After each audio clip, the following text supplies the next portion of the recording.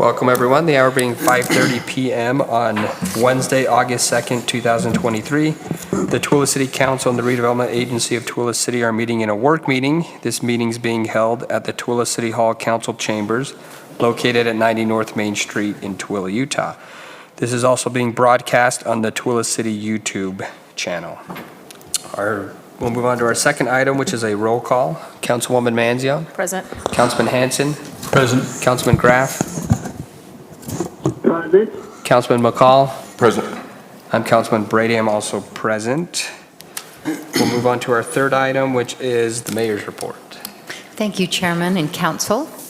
I just have one item that I just wanted to report on tonight, is that Tooele City is now eligible. Our residents can now qualify for the landscape incentive programs that are offered through the Utah Water Savers program.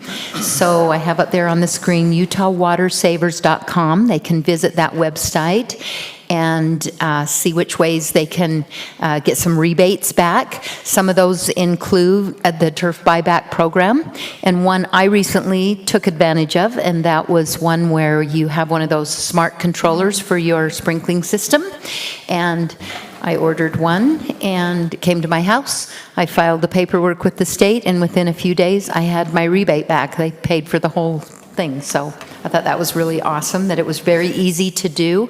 Take a couple of pictures and send them. And so as water is always a concern for us, which it always is, we're going through the hottest months of the year. Today, we're grateful for the rain that we're receiving. But I get several reports during the week of what our water levels are, and I am very, very grateful to our water department. They do a wonderful job at making sure that our tanks are at the levels that they should be and making sure that they recover. They're turning wells off and on, making sure everything is working great, and I just am very, very grateful for our water department staff. And I'm also grateful to you, Council, also for passing the legislation needed to make sure that our residents could qualify for these landscape incentives. So. But we want to remind everyone, I know it's raining. We're going to have a few more days, maybe of some rain, but always remember to conserve as much as we can because water is a precious resource. Thank you. Thank you, Mayor Nguyen. We'll move on to item 4, which is the council members' report. We'll start with Councilman McCall. The last thing that was going to was canceled, so I don't have anything. All right, Councilman Hanson. Well, turn on my mic, there we go.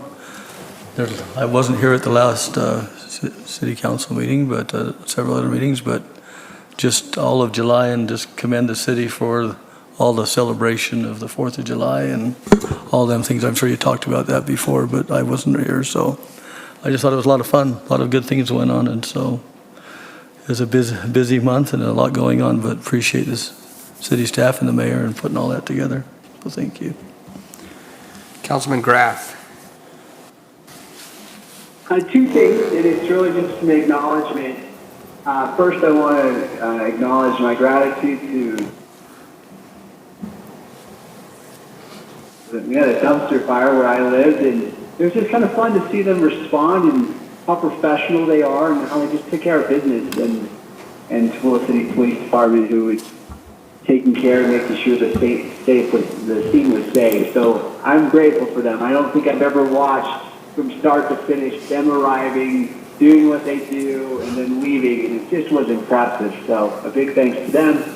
Also, I want to acknowledge our Tooele City Library. They just finished up their summer reading program. And this is the first year like my kids got involved, and that is an incredible program. And so I really want to thank them for that great program that they put on year after year. It really encourages our kids to read, which is the end goal. So that concludes my report. Councilwoman Manzione.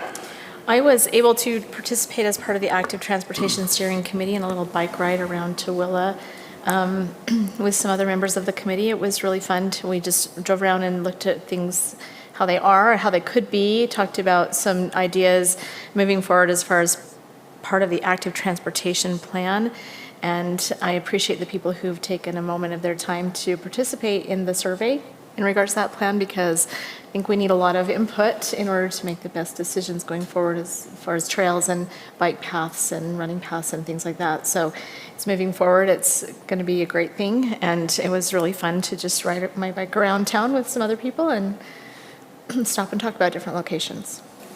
Thank you. I don't have anything specific for my report. We'll move on to item 5, which is our discussion items. The first one is a discussion on code amendment for building height restrictions in the industrial zone. This is presented by Jared Stewart, the Economic Development Director.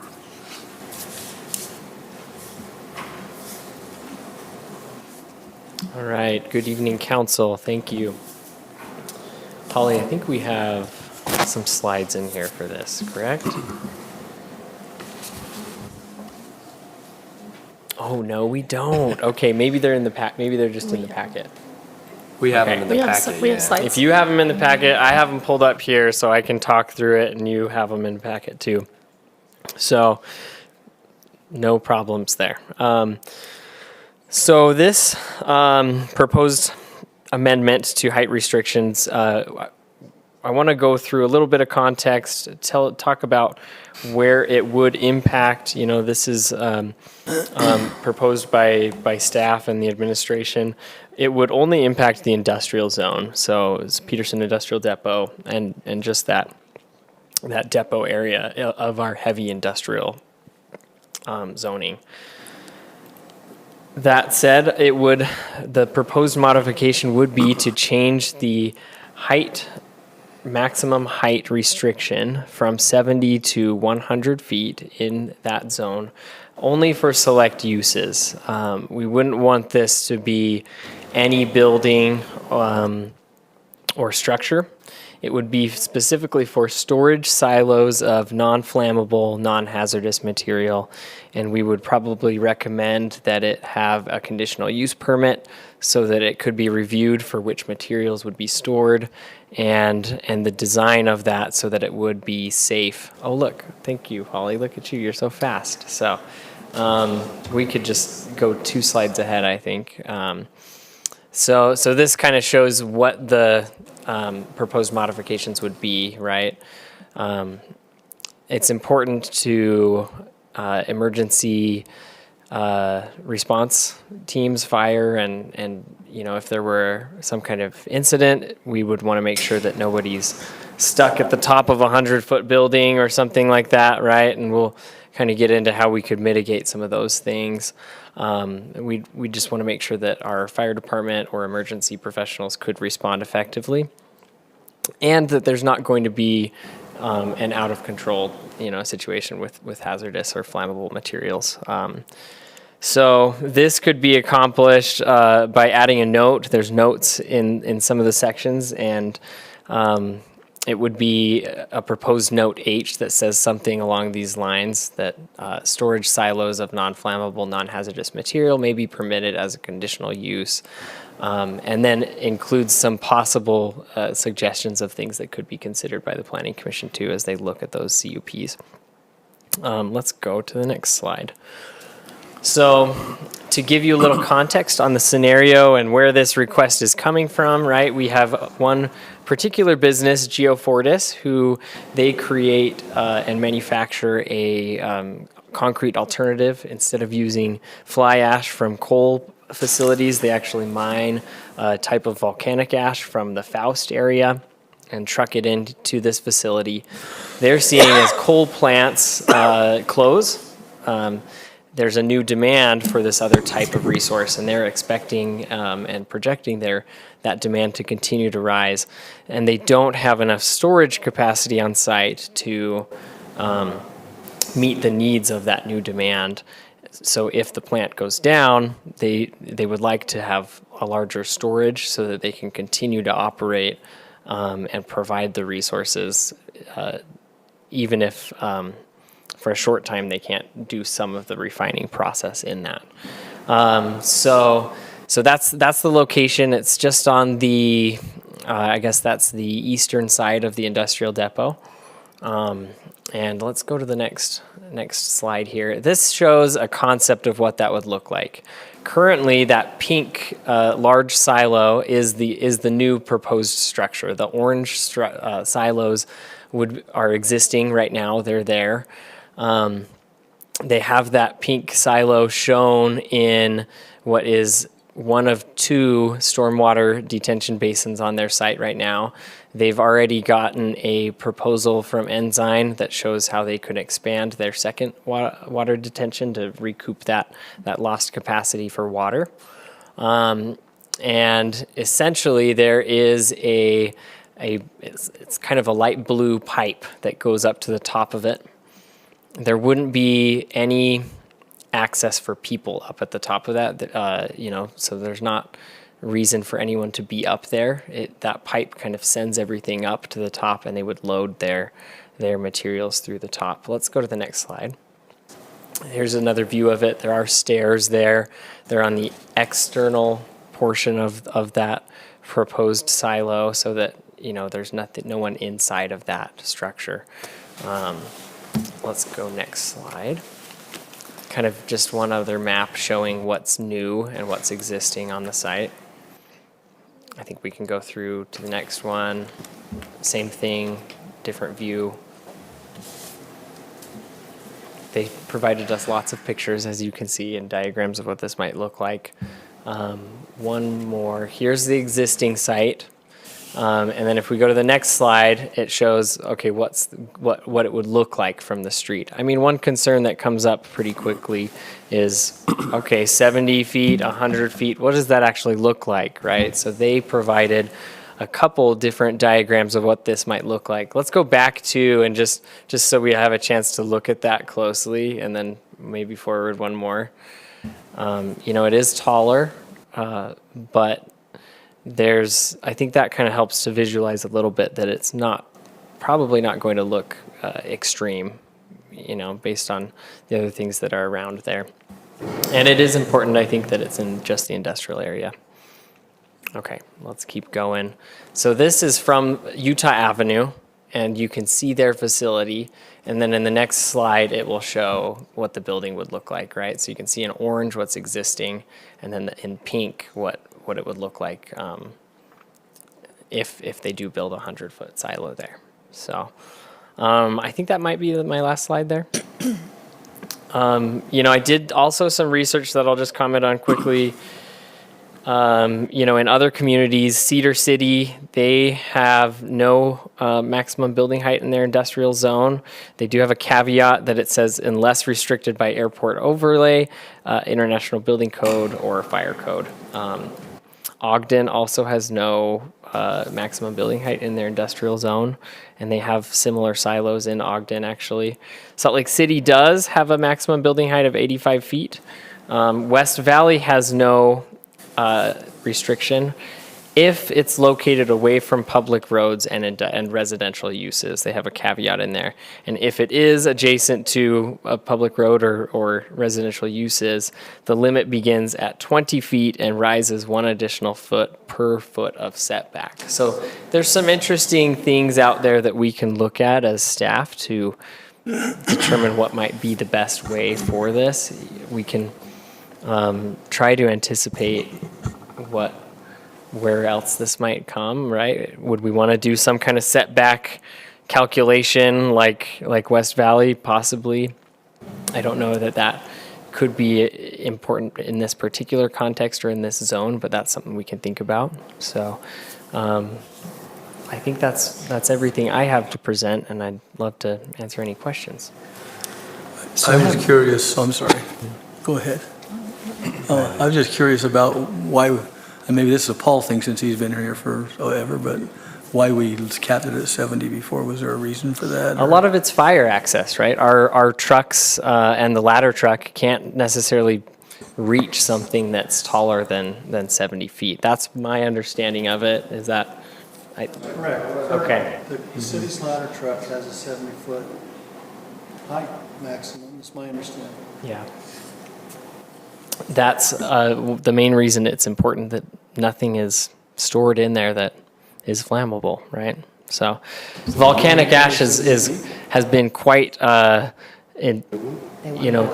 been fire treated already, I guess you could say. So it's a pretty non-flammable thing to store. But if we allow this in the zone, it does open it up for other storage silos to be taller than 70 feet. I could see Plastic Ingenuity, for example, wanting to build a taller one. It's more cost effective if you go up in one silo than if you do 2 silos that are 50 feet tall. It's just more cost effective for a company to build one rather than multiple to meet a capacity goal. So. I honestly think that the new ladder truck goes more than 70 feet. I believe that that is the case, I just don't know. The old one may not have went no more than 70, but the new one, I'm almost certain it's more than 70 feet. I think so too. Yeah. The new one, I think it gets up a little bit higher. And that was my concern, is making sure that, because, I mean, on this particular site, it's not an issue given its content, but if we do have something more flammable, it'd be nice to know and confirm that with the fire department that they have the capacity to take care of an incident, because to me that is to me the most important factor. Is, I mean, I don't personally, it's not a big factor to me to a degree. If they want to build something that's 200 feet, that might be problematic. Mm-hmm. But I think 100 is reasonable. I just want to make sure that it's a safe thing for our firefighters, and that the equipment, I don't want the equipment like it's a 90-foot ladder and it's a 100-foot tower, and then that puts our firefighters at risk. That concerns me. So that's the only thing that would cause me pause. I think the stipulation of it being non-flammable, non-hazardous material can alleviate some of that concern with even the height. If the ladder truck can get mostly to the top and it's non-flammable, non-hazardous, maybe less of a hazard to the surrounding areas too. Yeah, so. And I think the conditional use permit we all feel is important as well, Sure. right? You don't want that just getting built without a review of what would be stored inside. Yeah. So with the conditional use permit, I know how those work, but the fire chief would have, he would be up here telling the planning commission, right? Like I'm assuming there's different degrees of flammability, right, in products. So how do you determine where that line is, I guess? That's a good question, and that's not something we've not defined where that line would be yet. I think that could be our next step is, I don't know if it's reasonable to make a list of things that could be included or not. It's hard to make a list because not everything, it's hard to include everything or exclude everything that you don't want also. But I think that's one thing we could discuss internally as staff and figure out how to define that. Just, go ahead. just listing in there that it is a non-flammable, non-hazardous material, the fire department could say, yes, that is a non-flammable, or they can say, nope, that's a flammable material. We would not allow that. So even a planning commission doing a conditional use, if the code says that it's non-flammable and the fire department says that's flammable, it's a no anyway. Okay. It could be pretty simple. Yeah. So. When they went to the pre-development meeting, did the fire chief have anything to say about it then? We have not taken this to planning commission yet. Is that what No, you're? the pre-development. Oh, pre-development. I don't think we they've did been there. pre-development They're for this one. already Yeah. Yeah, I thought maybe you had to do one just for this particular thing, but, okay. And I have gotten, I've reached out to Chief McCoy about this too, and we'll keep those discussions going to make sure that fire department and Andrew and Roger are all comfortable with this too. We'll keep working on it as it pertains to code and everything. So yeah. And by the way, their building just in the drawings is pink. They do not plan for it to be pink. Just thought that might be important to Might be somebody. kind of fun. Maybe we should have a design review so that if you build a 100-foot silo, you have to decorate it somehow. I don't know. Put a mural on there Yeah. or something. Yeah. Twila. Yeah. Clouds. Of the mountains, yeah. Blends in better. There are places where, cities even decorate water tanks and things to make them real fancy. Should write but- Twila on it. That'd be cool. As long as it's non-flammable. Yeah. By the way, we also did reach out to neighboring businesses in that area and Peterson Industrial Depot, and the ones that we spoke with, no one was opposed to this. It's an industrial area, they understand, and it may even bring more business if that is allowed, that height. Interesting. And any other questions or comments? Okay. Enough for you to, We'll keep working, and we'll bring this back to Planning Commission. another, Planning Commission, and then back to the council for the future. Thank you. great, thank you. All right, discussion item B is a roadway reconstruction update. This is presented by Jamie Grandpré, the Public Works Director.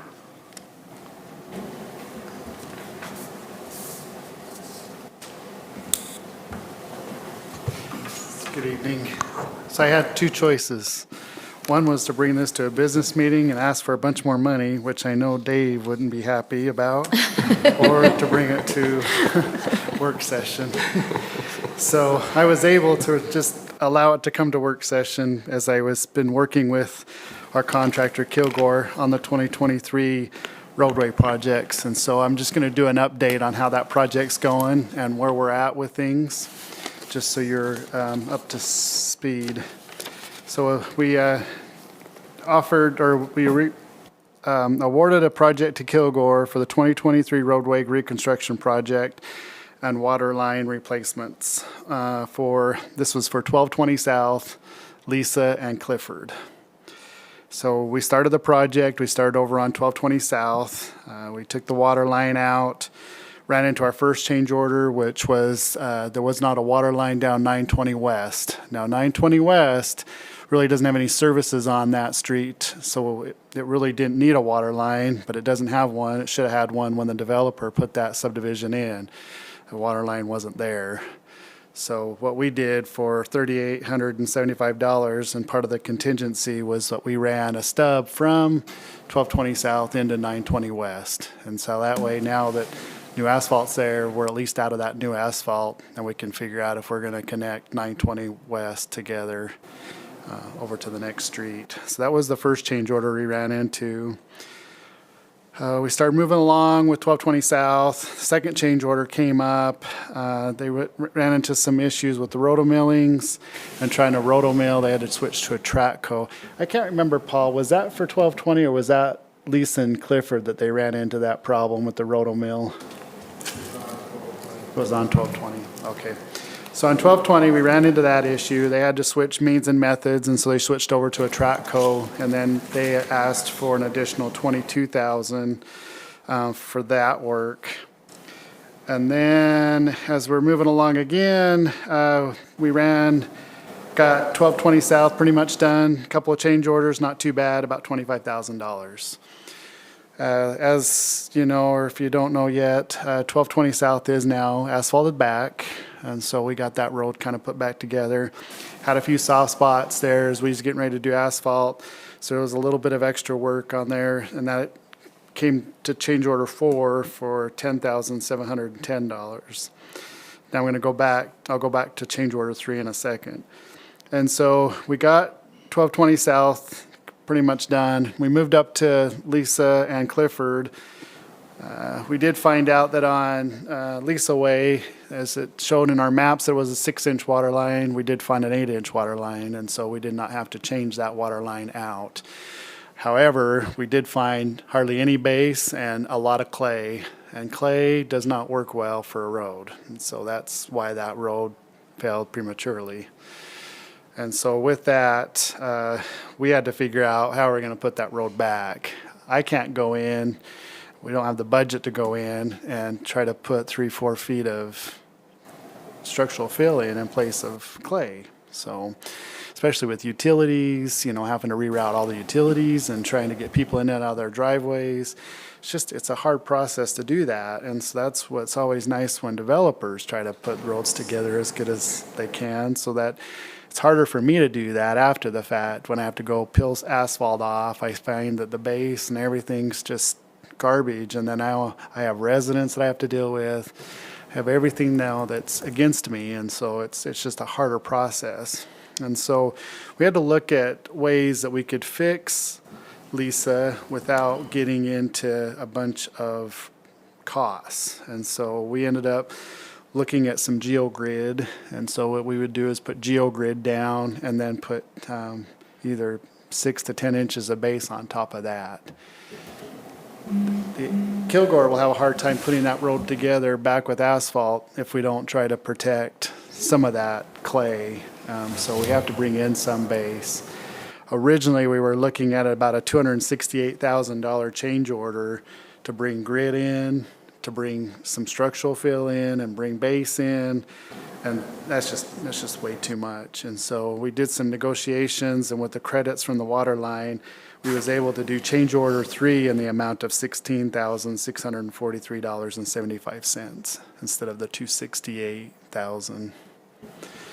So that's why we were thinking that we had the possibility of bringing to business meeting tonight was a big change order that we was able to get that taken down and get that negotiated, and just now bring it as an update that we're still in contingency. We're still within our project budget, and so we're still moving forward. We still have a little bit of ways to go before asphalt is on those 2 streets, and so we might still have change orders that will come up in the future. But right now, we're still sitting at least $28,000 in contingency at this time. And so hopefully I can still stay within that $28,000 and not have to come to you in the future for extra money for this project. So, but that's what I'm tasked with. As soon as I take asphalt off the road, then I got to figure out how to put that road back. And it's not the good roads that I'm having to take off and put back. It's all the bad roads that I'm having to put back. And if they're bad for a reason. And so it's always a nightmare when we take the asphalt off. But I think we've done a good job trying to keep this project still on budget and within contingency. So have we made changes that this doesn't happen with future developments and the developer's doing it correctly the first time? Yeah, we're trying to stay on top of that a lot more with developers, that we try to get a decent product that's not going to fall apart within a couple of years. We still, just in the last 3 or 4 years, some developments that have been done that the roads are already starting to fail. So, I mean, we're not ahead of the bandwagon yet by any means, but we're trying to be better at that. But, you know, anytime that we try to push them to put more money into their developments, they start crying wolf, and it's a hard one to gamble with. Is there something we could do as city council members to help you so that doesn't happen as often? Like, is there an ordinance or something we could pass that changes things to make your life easier? Yeah, I think for the most part, we're now requiring A1A. So in the structural realm of things with fill and stuff, A1A is the best material, right? We don't allow them to use what's on site. They have to import now. So we're now allowing import material, and it has to be A1A. So all the new developments that we have, I don't know, Paul, what, in the last 6 months or so that they're coming in, we're requiring them to do A1A. So we are pushing that. I think from my standpoint and for the city council is just that backing behind me, that when we tell them that we want import, we want A1A, that if they come to you crying that, you know, we're being harsh on them and that we're requiring so much, that you just help push that along, that, hey, this is what we want, this is what we're doing, and we want roads to last for 15, 20 years and not 2. Any other questions or comments?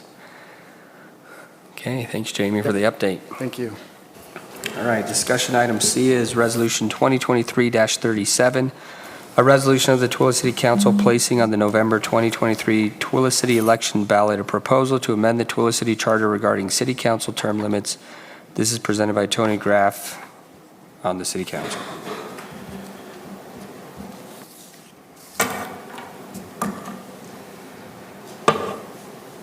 Thank you, Council. It's always a good perspective to stand right here, and I always like that because it helps me understand other people who stand right here, and so it's good to be here. So we've talked about this a number of times. I think this is the 3rd time we've talked about it. We talked about it last year one time And then another time, I believe Councilman Brady wasn't present at that one. But essentially what this is a proposal that there is a term limit of 12 years. And with that comes the provision that it would go into effect if voters approve it. So it would go into effect essentially at the end of this year for all persons who are elected to Tooele City Council. In the event that an elected official, one of you or someone else, completes 12 years, they would step down at that point. But they could come back after 2 years to run for office, so it doesn't preclude them from service. Obviously, this doesn't apply to someone who serves 8 years and chooses not to run, or if whatever reason they're not reelected. That wouldn't affect them. What spurned this and what kind of brought this to my attention was citizens reaching out. And so I've spent probably the last year and a half in a lot of ways researching and talking and getting more information. The one takeaway that I think is important, and I appreciate a lot of feedback that I've gotten, and there's been a lot. The vote before us tonight is not whether you like or do not like term limits. The vote before us tonight is, do you think voters should have the right in November to weigh in? And if you are adamantly for or adamantly against, you can still vote yes, because that's not the issue. The issue is, should our voters be able to make that decision? And the feedback I've gotten from citizens, in both online and in person, and what's been really interesting, not one person has ever told me, I don't care about this. This is something that's stupid. People have said, I like this or I hate it. And so for me, that is one of the litmus tests of whether something should be on a ballot. Is it relevant? Is it something our voters care about? And should they be given that opportunity? So with that, I'll open it up for any questions that you might have. And I've addressed some great questions in the past, and happy to address any that might be here tonight. So my question, and one concern I have with it, we use the word term limit, why did you make the decision to have essentially 3 terms and then a 2-year hiatus and then the potential to run for 3 more, rather than just a set term limit of whatever, 4 terms or? And so what I did is, in my research, I researched about 100 jurisdictions that have term limits throughout the United States. And what I was trying to do is bring forward a compromise, because there are jurisdictions that say 8 years and you're done. Some of them have this interesting hybrid that says you can serve 8 years and then you're allowed 2 terms if you run for mayor. So there is all these hybrid effects. And I would be open to suggestions if you feel like, you know what, I think 12 is not the right number. Or I think that it should be a one and done. Like when the term limit is in effect, whatever that is, you're done. And again, I presented something that is kind of a compromise amongst all those jurisdictions. But I am certainly open if you feel there is a better path for that. Because again, I don't pretend to be the expert. I was just trying to find something that seemed to be a compromise for amongst all the jurisdictions that I researched. But excellent question. Is there a reason that the mayor's position, which is an elected position as well, wasn't included in the resolution? Why say the council has a term limit but not the mayor, who has, you could argue, just as much authority as the city council, if not more? And and that's a good point. And what's been interesting is a lot of the feedback I've gotten is that very point. Why isn't it in? And I'm open for that to be amended into it. I just felt going a year and a half ago, I was staying in my lane as a member of Tooele City Council. And I haven't spoken to the mayor about that specifically, but I think that's a fair question. And if that was a proposal, I would certainly understand and support that, because it's consistent to the very nature of a term limit for elected officials. One of the arguments against adding that for the mayor is they have an administrative role. And so one of the things to consider is we are a legislative role. At the end of this meeting, we go home and sleep and all the great things. And for a mayor, they don't necessarily have that because they are, for all intents and purposes, the boss of the city. And so their role is a little bit more involved on a day-to-day basis than us. Notwithstanding, I still think it's a fair point and it's worth a discussion, because the argument is, well, if it applies to one, shouldn't it apply to the other? And I think there's a lot of validity in that. So I tried to do some research on this myself, and there are a lot of cities that do it, but they're very large cities, like 9 out of the top 10 largest cities in the country do have some kind of term limit on a mayor or a council. But as I looked a little bit more, it's pretty rare for other municipalities. In Utah, 0, right? The only reason we would be able to do this is because we have a charter that allows us to kind of make our own rules and things like that. But also in that research, I don't think this is a problem that we have in our community. I can think of Steve Pruden. I think he was 4 terms. Someone correct me if I'm wrong, but I found an article that said that he was 16 years, which is 4 terms. And then Mayor Dunleavy was the first mayor to ever be elected to a 3rd term. So in my opinion, I don't think this is an issue that we have in our community. 3 of us are up for re-election this year, and I know you personally can speak to how close the elections have been. Sure. And to me, that shows that the election process is working. It's doing exactly how it's supposed to work. Incumbents get voted out, new people got voted in. Out of the 5 people up here, there's 1 person who has been on the city council before, and that's Dave. The rest of us are new faces, and that's the purpose of a term limit, right, is to get new people in there. So I agree with term limits, and I've talked about this with other council members, but when I talk to the constituents, everyone wants to see a term limit on a federal level.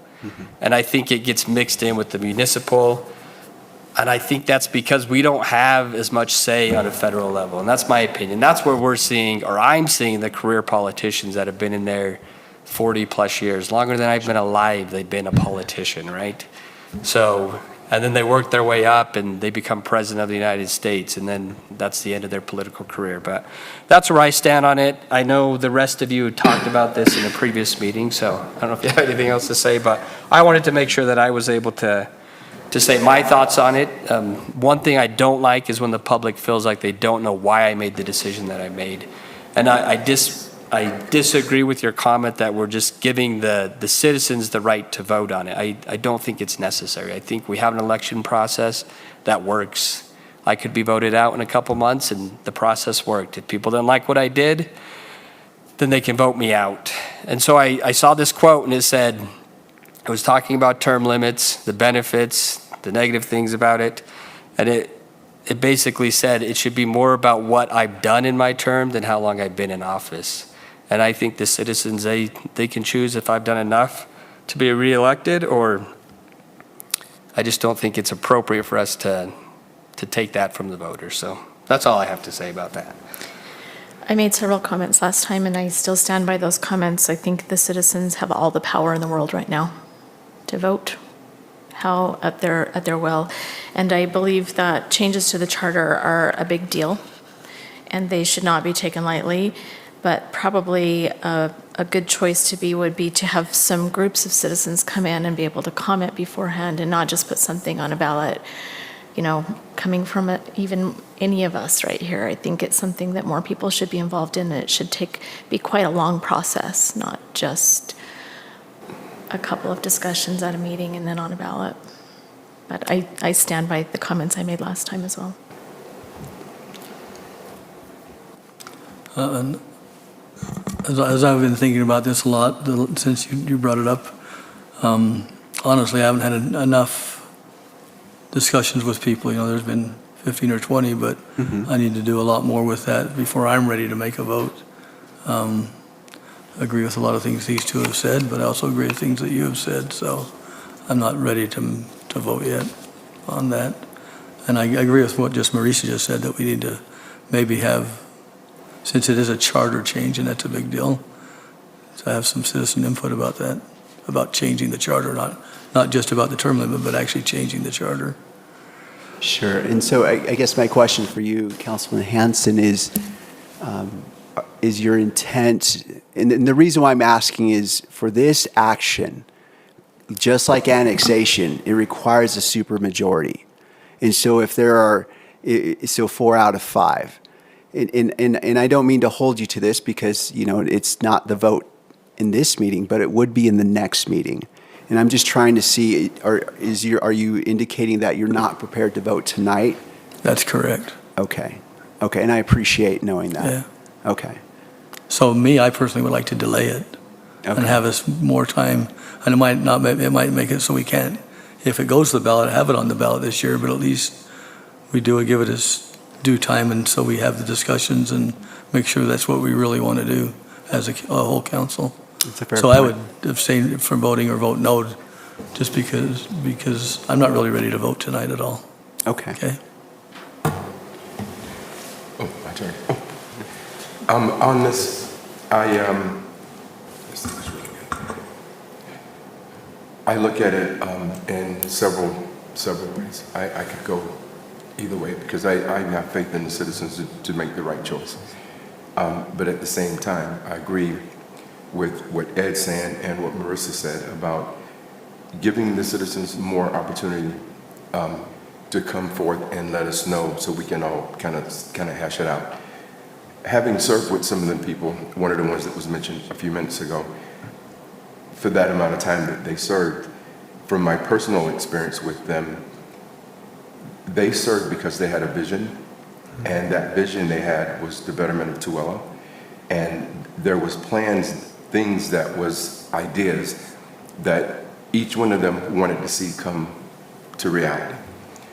Mine is like the 1000 North Project. I wanted to be here to do whatever I could do because the citizens want that development done, just like they want other things done. They didn't want the city to get just annexed like other cities have done and not being able to take care of it. We had a vision, and that vision is pretty much the same vision that all of us have right now, is to do what's in the best interest of the people of Tooele. So when someone says, well, okay, well, your time's up, so your work that you put into this, we don't care about that. We're gonna let someone else do it now. As opposed to the citizens saying, no, I want him to continue to go until that vision, because it's the same vision most citizens of Tooele have. And I've talked to quite a few seniors in Tooele that have made mention to the fact that a lot of people that are new in our municipality, they have this idea and they have that, and then they don't want this and they don't want that. Well, back when I arrived, they didn't want me here. And it's not because of my color or anything, it was the fact that I was someone new. And now we have new people coming in dictating what the people that have been here forever are doing. That should not be the case. We should learn to all work together, the new and the old. But you can't do that if you don't have someone who knows about last week. You know what I mean? If everyone here knows about today or yesterday, but they have no clue what happened last week and how the people felt last week, that communication is not there. So in a nutshell, I don't have a problem with it, and I have faith that the citizens of Tooele will make the right call. But I do feel that we should bring it back, like you had suggested, and Marissa, and get some more of the people in the community to come in and talk about it and see what they really want. If they want to go with term limits, then we can get it on the ballot and let them do it, and vote for it. But if they don't, then we just keep it the way it is.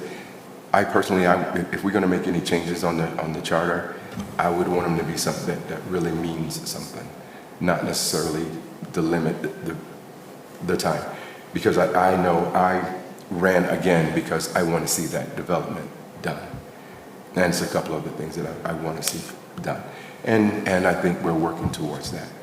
More businesses, better tax base. All of that comes with people that want to do the work and not just here because, oh, I got power. It ain't about power. It's about doing the right thing. And I appreciate that. And one other factor I wanted to bring up that makes this unique And this is the type of vote you will never have, I perceive, as a member of Tooele City Council. And what is this that makes it so different? There is no bill or legislation you will ever vote on that will affect you more as a member of Tooele City Council. We have 37,000 people. This bill targets you, straight up. How does it target you? How does it affect you? First, if you have political ambitions to serve more than 12 years, this stymies that. This stops that. Second, this bill potentially, again, if you want to serve more than 12 years, takes $50,000 out of your pocket. $25,000 per year times 2, because if you wanted to run for that third term, years 12 and 13, you cannot. You'd have to sit out for 2 years. That is a direct financial impact to every single one of us. The third one, and it's been alluded to, if you are an incumbent, you have an 89% chance of reelection. And there was a study done where one entity studied all the elections in 2021 and 2022 on a national level, covering about 1,700 candidates. And in 2021, 89% of the incumbents were successful in a re-election bid. In 2022, it was 93%. Now, why is that a factor? Because if this goes into effect, this affects you. You are no longer an incumbent. You are a person going up against an incumbent. So that creates a barrier that directly affects each one of us. Now, why am I bringing this up? Because it affects us. We are not neutral third-party actors. We cannot sit here and say, I can make a neutral decision as a representative of the people. In any scenario, in any legislation that ever came before us, if there was one that would financially benefit us $50,000, we would have to declare a conflict, at least, and possibly recuse ourselves. But because of the nature of this, we can't. The charter says we have to address it and pass it on, make the decision if the voters should decide. One of the biggest pieces of feedback I've gotten from people who support term limits is they don't trust us. They don't trust us, and maybe not you individually, but as a group, as politicians, they don't believe that we can see past our own biases. And in this particular piece of legislation, it is inherent. 3 levels of affecting you personally, individually. And the problem is, if we look at that and say, you know what, I know better than the citizens, without acknowledging that it affects us directly, it goes to the perception that our public has. And so that is something else that kind of was disturbing. I didn't realize the distrust that some of our voters have in us. And we've seen it in our truth and taxation meetings, right? When we have a budget meeting, every seat is filled. And we hear things that are difficult to hear. But I think we also hear that common theme that we just don't get it. And in this scenario, in this piece of legislation, it is unique because the citizens looking at it and say, well, of course they're not going to pass it because it hurts them. And that is a factor which is unfortunate given the nature of this. And so I appreciate your feedback. I anticipate, given the comments by Councilman Hanson and Councilman McCall, of possibly making a motion to table to get more information to allow that and having a discussion on seeing what benchmark do you feel is necessary to obtain the information either from the public, maybe a public meeting that we invite the public to come in to talk, or whatever. I understand that and I appreciate that. But I also want to make sure that we have a benchmark to say, okay, this is the information we want when we get it to put it back, as opposed to just tabling and forgetting. So that concludes my presentation on this one, unless there's any other questions. I just disagree with how it's being presented to the public. It's being presented like the council wants to stay on the council. And I disagree with that 100%, how you're presenting it to the public. We're not taking their right to choose who is on the council. they still have the right every 4 years or up for reelection. But that's how you're presenting it, is that by us choosing to not put it on the ballot, that we're taking that power from the voters. The voters have the power already. Every 4 years, I'm up for reelection. And if I didn't do what they wanted, then they vote me out. But then it's being sold to the citizens that we're preventing them from, we're making so that we want to be on here longer. And I disagree when you said there's a financial aspect to this. I guarantee you, I can say for myself, I'm not going to speak for everyone else, I do not do this for the money. Because I put a lot more hours into this than I could make picking up extra shifts. I do this to serve the community, and I disagree with how you're selling it to the community, that we're doing them a disservice by not putting this on the ballot. So I want that on the record, that I don't think it's right that you do it that way, that you're posting on 411, and we're getting residents who aren't even residents in our community that are making comments. And there's a small minority of people that think that we line our pockets from developers, but it's a small minority. And if the citizens truly believe that, then they need to do something, because it's a disservice to our community if they think that we're not representing them right and we're taking money from the developers and things like that. Then they better be contacting the state, because they're doing a disservice to the community if they think anybody up here is doing anything that is illegal and not right. And they can vote me out. If they don't like what I'm doing, they can vote me out. But I don't think it's right that the way it's being presented, I just disagree with it so much. And I'm sorry to bring it up and keep bringing it up, but I don't think it is me saying I want to stay on the council for 16 years and be a career politician, because every 4 years I can be voted out. And I appreciate your comments, and let me clarify and address those since they were directed at me. I brought up the ways it affects us. Not one of us can say that there is not a financial factor. We are not doing this for free.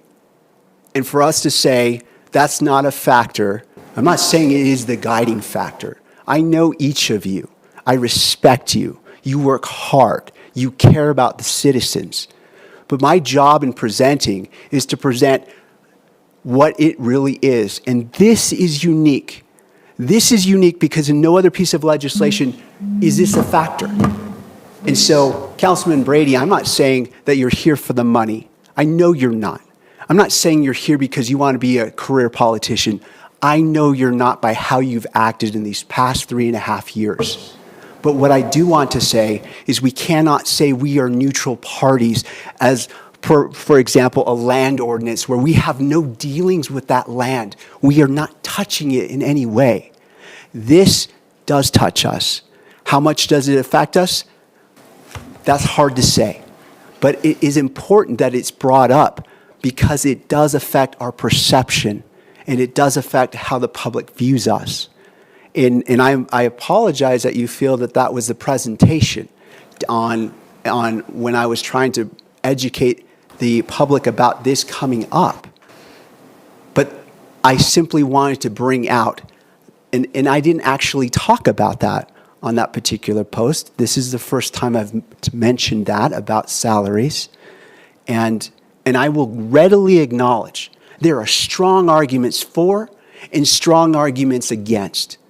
My view is, as a city council, when we have our fingers in it in the sense that it affects us, it is difficult for us to say, voters, we don't think it should go to the ballot. Because they say in turn, well, of course not, because it affects you. And I'm not saying that's how you would guide it, but it's important to recognize a perception as an elected official. And my final point is when we pass legislation, we are not passing legislation because of Dave McCall, Ed Hansen, Justin Brady, Marisa Manzione, Tony Graff. We are looking at the next 20 to 40 years and further. The last time this has been amended was 2006.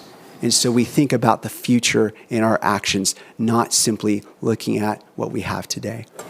Again, I appreciate your input, and that will be my intent for the 7 o'clock meeting. I have a question for Roger. It states in the resolution that this can be placed on the ballot by either of two ways: by 2/3 vote of the city council, or by petition of qualified electors to a number equal to 15% of the total votes cast for mayor on the next preceding election. So the citizens do have the ability to get this put on a ballot without the city council. Is that correct? Yes, that's correct. And the Utah Constitution provides a third way, which is a charter commission, which is how the charter got into effect in the first place in the 60s. Thank you. And so the question is, looking at the initiatives, I know that that was recently updated on the Utah Code. Now, we are a city of a third-class city, if I understand correctly. Would that supersede the 15%? Because that one's set at 10%, and then it says it also needs 75% of 4 districts, which would have to be created to ensure that the 10% that's there actually represents kind of the city itself, not just one particular section. Yeah, that would bear a little more research, but my understanding is that our charter has created its own unique initiative process for this single purpose of amending the charter, and that it is different and independent from the statewide initiative process. Okay. That's good to know. Thank you. All right, well, with the chairman's permission, I'll go to the more controversial of the two. Please do. And so the second one, in looking at, Ms. Pitt brought this to my attention, about this inconsistency. And as we just heard, we have a charter. And so our charter dictates that every 2 years, our recorder is reappointed. And it's done through the mayor and through the council, and we simply vote on that. However, on the statewide, so every other city recorder in the whole state of Utah falls under Utah Code. And Utah Code was amended in 2017, and it removed 2 factors. It removed this 2-year reappointment. And it also removed that they had to be a qualified person within the jurisdiction. So our charter says every 2 years she needs to be reappointed, and she has to be a resident of Tooele City.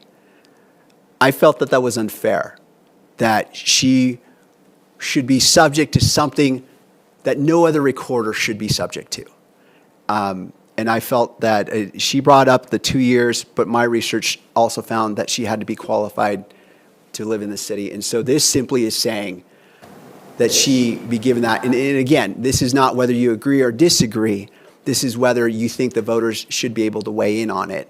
And for me, especially the service that she's given, but even for future recorders, they shouldn't be held to a separate standard than all the other recorders in the state of Utah. So that's the gist of the bill, and entertain any questions that you may have. Well, to be the devil's advocate, because I do agree with this, with what you're trying to do, but the same thing. If we're going to change the charter, then let's get together a charter commission and review the charter. Because do we want to have a charter, or do we want to be just like every other city and have state law and follow state law? I mean, it feels like a little bit like picking and choosing. And again, not about our city recorder, who I really appreciate and love, but it's a little bit picking and choosing to me. So if we feel like we need some changes in our charter, then let's get together a commission and let's look at our charter. But not just put things on the ballot to put things on the ballot. Okay. My thoughts as I was sitting there as you was talking about it is, turn on my mic, right? It's just that, okay, I don't know how much I assume since we're having a regular election, it wouldn't cost nothing to put this on the ballot. But I also agree with what Marisa said about maybe we should just look at the whole charter and see what needs fixed. And do it all at once. I don't know. And just to clarify, and we researched this issue, it can only be done on a municipal election. We cannot have a special election for a charter change. So the reason why we're bringing it up now is because we have enough time for the ballots and such if this council were to approve that. So if we were to go down the other route, and again, this also could be done by initiative, as Mr. Baker stated, but doing that would again, push this out till the 2025 election, municipal election, if we wanted to go that route theoretically. So for whatever that's worth, I just wanted to bring that up so, because you might think, well, let's just do it next year, and we simply can't. 2 years, yeah. Okay. Any other thoughts or questions? What changes were made to the charter, and what year did you say the last time it was amended? 2006. 2006. What changes were made at that time? Roger's the only one that's been. I know, I wasn't here. I wasn't here. Start at the beginning. A lot of it was housekeeping of modernizing it and changing it to modern practice, getting rid of some of the archaic language. One of the main changes was the selection of the Planning Commission. And so the mayor selects 4 and you select 3, each with each other's consent. One of the changes was to eliminate the language that addressed my term. And I haven't needed to think about it since then, so I can't remember the specifics. One of the changes was, in fact, to address the city recorder term. The best thing I could do for you probably is to send to you I have a black line that shows exactly what was put in and taken out. That would be great. I would appreciate that. Okay. Do you know the amount of time that was put into making those changes? Was it something that was talked about for multiple years, or was there a committee? How was it decided what would be changed? The committee was the council, and the council met a number of times to discuss what changes the council members wanted to see. Councilman Mike Johnson was kind of the informal leader of that committee, of the council for that purpose. And they invited my input, but did not invite me to prepare the concepts or the language, but rather to review the language that the council itself drafted. So I was a minor player in that amendment. Thank you. Did they do those all in open meetings then? The answer is yes. I wasn't part of a lot of those meetings. They may also have met at a subcommittee level 2 at a time with Councilman Johnson, and I wasn't part of those meetings either. Councilman Brady, the other part of your question is that how long did it take? It probably took a good 6 months of back and forth and drafting, and so. Not concern, but my take on this, I agree, we ought to get a committee and review the charter. I agree with that 100%, and do some updating. The one thing that is not concerning, well, it is kind of sort of concerning, is that what they uncovered is that technically right now we're not in compliance with our own charter. And this particular resolution would get us in compliant, because based on what the charter says, we're out of compliance. And I don't think we as a group should knowingly be out of compliance. You know what I mean? Because no one knew we were out of compliance until this was discovered. At least I didn't know. And but that is something that this particular one would do. And we can still review the charter and make any updates and do it the right way, open meetings and whatever, to bring it to where it needs to be. If it needs to be updated, we should update it. But as far as making this particular change, I think we probably, in my opinion, should move this forward to get on the ballot and let the citizens decide, because they still have to vote on it. But at least it's there, and we're making an attempt to be in compliance with our own charter, because she lives in Grantsville, unfortunately. Yeah, what the heck? Unfortunately, not because it's Grantsville, but simply it's not Tooele. Oh, no, it's because it's Grantsville. So I guess my question would be, If we did not vote on it, we decided to move it out, would we act on that?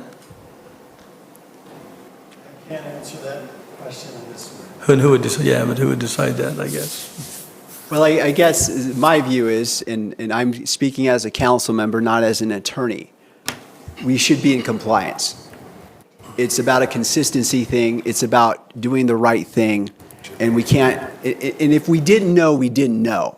And it took me, looking at this for almost a year, I literally caught it the last moment. And it's language that sadly only an attorney would get excited about. But like, that's my concern. And Dave, I appreciate you bringing that up. And the other thing is, what we would be relying upon is state code. We're not crafting something wacky that's new and different. We are simply going into compliance with what the state has done for every other city recorder. And so for me, that gives me more assurance. It seems like creating a commission to address something that's already been done on the statewide level for every single city recorder, and we're not adding a single thing more, that puts me in a safe place. And secondly, Dave's point, if there could be liability, I don't want it. If there's a 1% chance of liability because somebody says, hey, you know what, you guys knew, and you're not doing anything, and then we have to wait 2 years.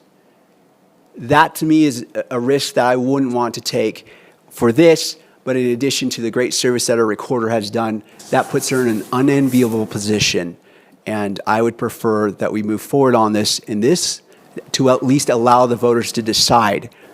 And so that's my thoughts. And with that, unless there's anything else, I'll sit down. Just our time frame, though, this would have to either be done this meeting or the next meeting at the latest, right, to get it on the ballot is, okay. Okay, any other questions, comments? Okay, Thank you, Council. I appreciate the discussion. thank you. All right, we'll move on to item 6. It's a closed meeting to discuss litigation. So I will entertain a motion to move to a closed meeting. Mr. Chair, I move that we move to a closed meeting to discuss litigation. Second. All right, we have a motion and a second. We'll take it to a vote. Councilman McCall? Aye. Councilman Hanson? Aye. Councilman Graff? Aye? Councilwoman Manzione? Aye. I'm Councilman Brady. I also vote aye. We'll move upstairs to the large conference room for a closed meeting.